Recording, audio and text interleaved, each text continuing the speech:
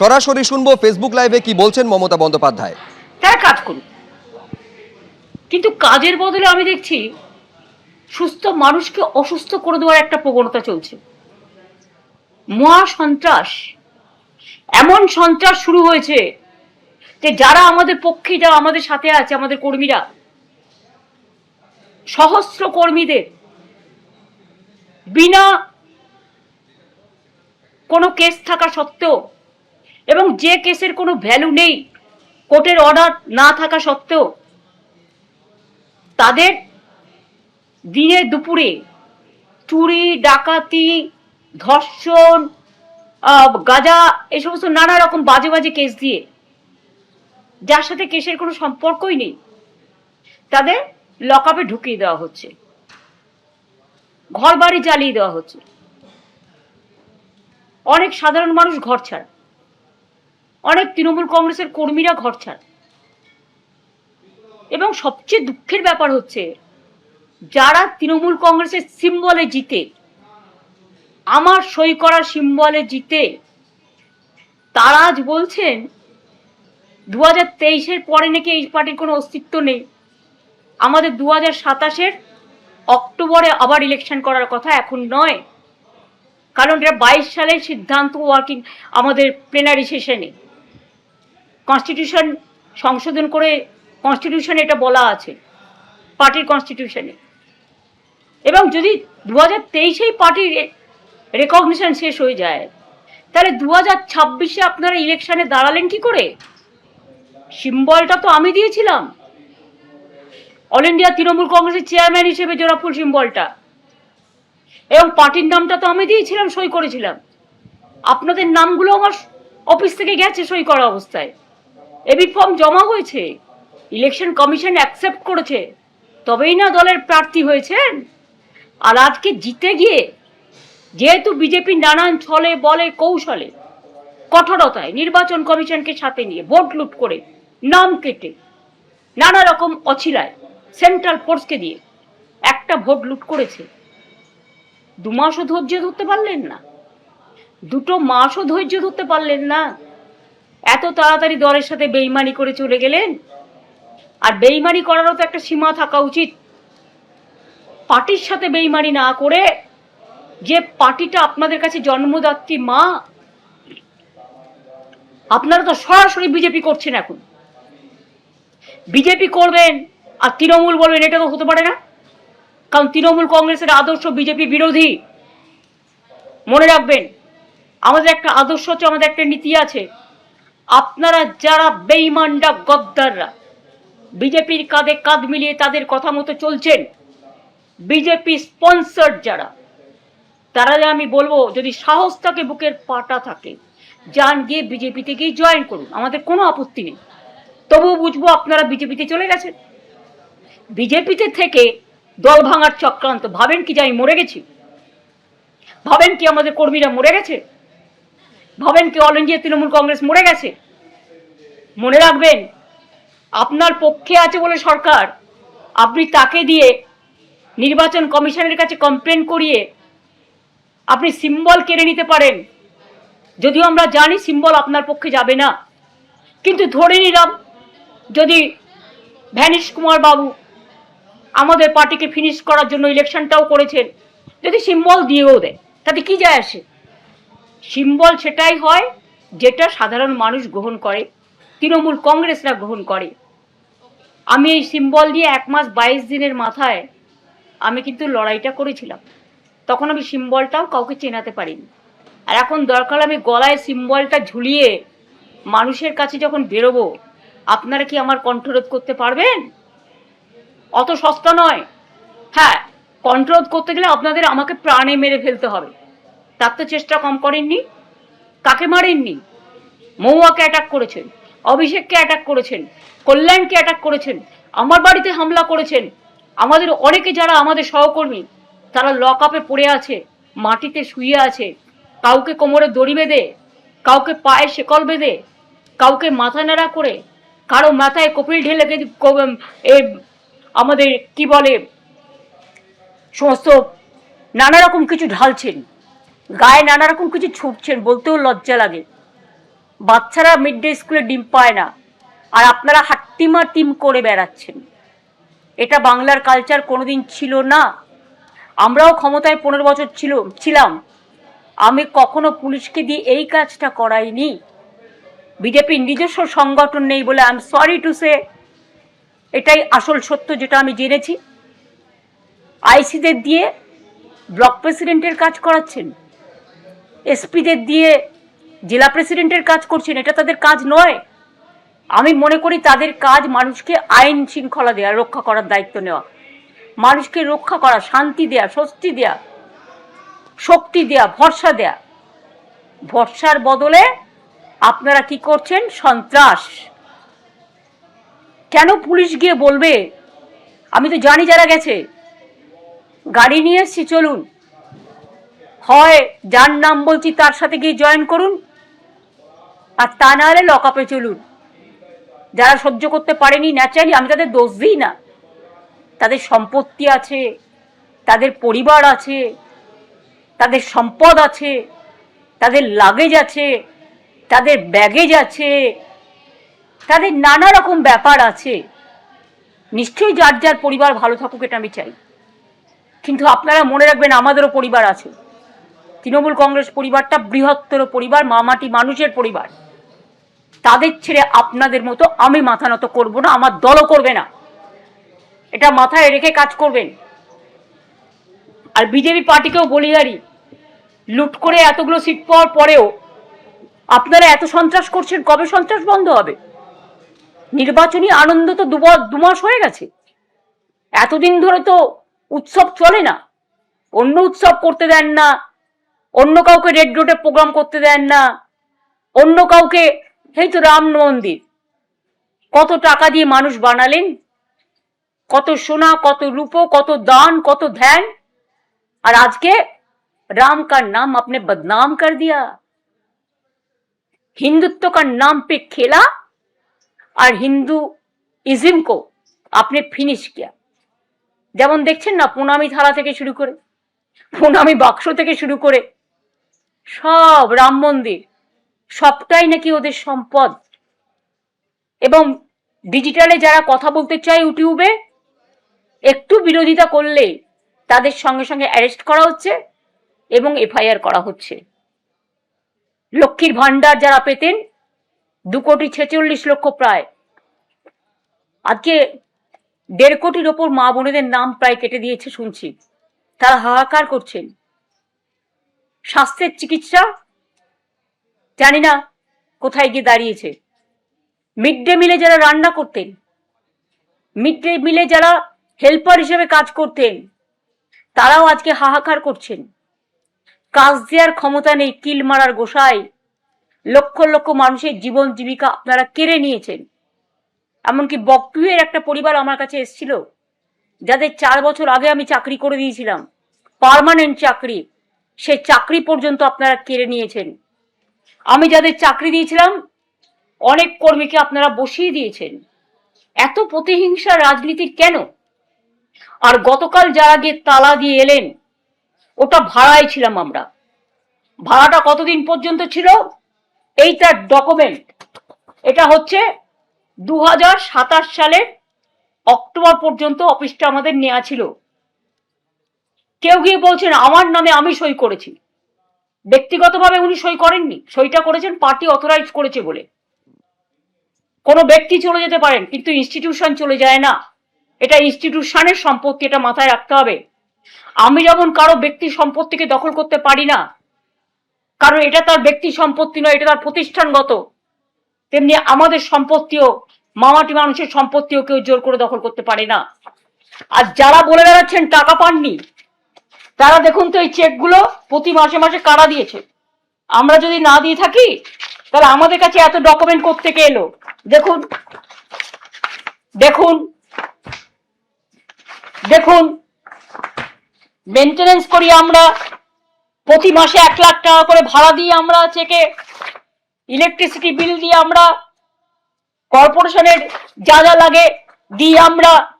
আর আপনারা গিয়ে সেন্ট্রাল ফোর্সকে নিয়ে গিয়ে তালা দিয়ে দিচ্ছেন। একটা বাড়ি তালা দিতে পারবেন? কিন্তু মনে রাখবেন, হৃদয়কে কখনো তালা দেওয়া যায় না, মানুষের হৃদয়কে।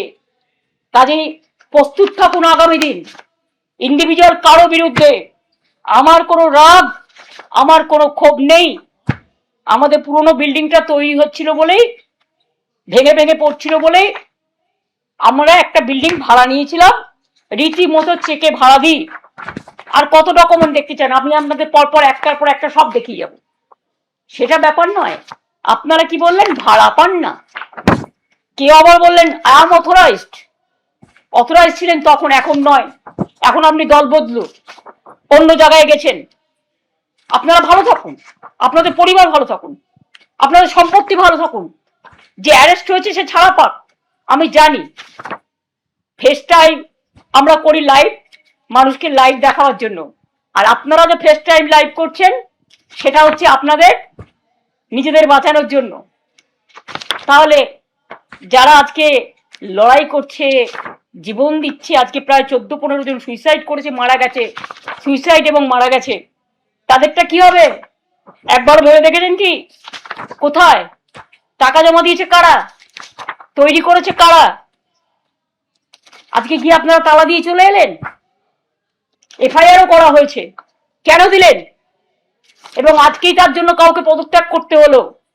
আসল ঘটনা তা নয়। উনি অনেকদিন ধরেই আমাকে বলছিলেন পদত্যাগ করবেন, কারণ ওনার ছেলে গিয়ে অলরেডি হাত মিলিয়েছেন। আমার তার জন্য কিছু বলার নেই, ভালো বুঝেছে হাত মিলিয়েছে, তাদের লাগেজ ব্যাগেজ থাকতে পারে, কিন্তু আমি তো হাত মেলাবো না।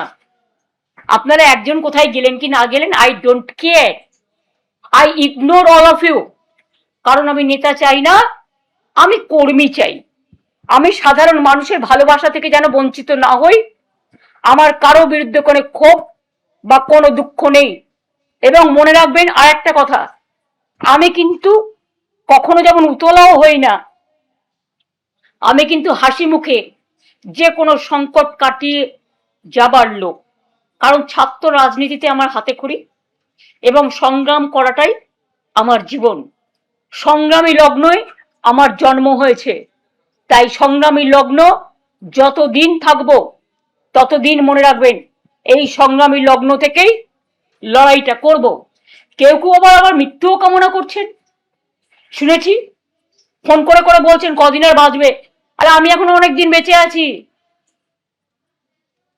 আর আমার পরের জেনারেশনও বাঁচবে, তারপরের জেনারেশনও বাঁচবে, তারপরের জেনারেশনও বাঁচবে।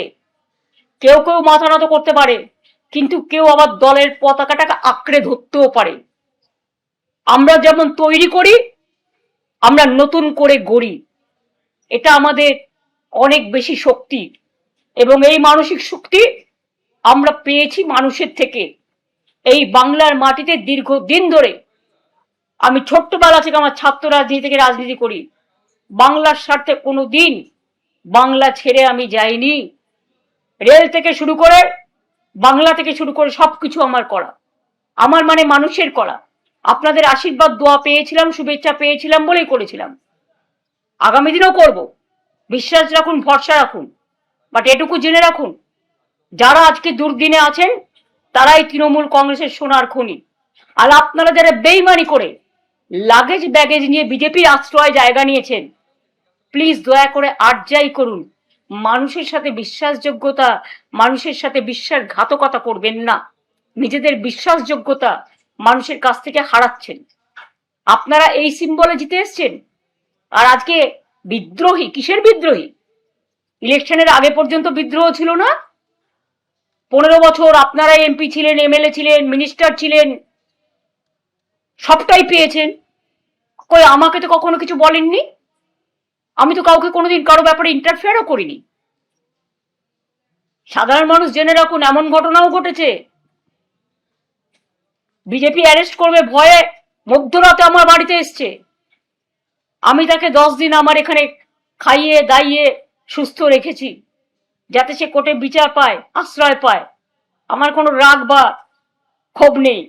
তারা ভালো থাকুক, তাদের পরিবার ভালো থাকুক, আমি চাই। কিন্তু মনে রাখবেন আমাদেরও একটা পরিবার আছে, স্বার্থপর পরিবার নয়, স্বার্থ ত্যাগ করার পরিবার। আজকে যারা আমাদের সাথে আছে তাদের নামে অনেক উল্টোপাল্টা বলে বেড়াচ্ছেন। 10 বার করে সিআইডি ডাকছে, সিবিআই ডাকছে, ইডি ডাকছে। বলছে वफादारी का जरूरत क्या है? अरे वफादारी का ही तो जरूरत है। আসল মানুষ তো সেই যে মানবিকতাকে সত্য বলে গ্রহণ করে। আসল মানুষ তো সেই যে দুর্যোগে লড়াই করে দাঁড়াতে পারে। আসল মানুষ তো সেই যে দুরন্ত বেগে দৌড়তে পারে।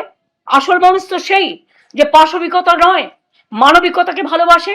আসল মানুষ তো সেই যে রাষ্ট্রীয় সন্ত্রাসের বিরুদ্ধে রুখে দাঁড়ায়। আজকে সবার কাছে অনুরোধ করবো যারা রাত দিন পাহারা দিয়ে রাত জেগেছেন, অনেক ধন্যবাদ। আজকে কাউকে তো দেখতে পাচ্ছি না, কেউ প্রতিবাদ করছেন না। বাংলার মাটি তো প্রতিবাদের মাটি। বাংলার মাটি প্রতিহিংসার মাটি নয়। বাংলার সংস্কৃতিটাকে কি আমরা সবাই ভুলে গেলাম এত তাড়াতাড়ি?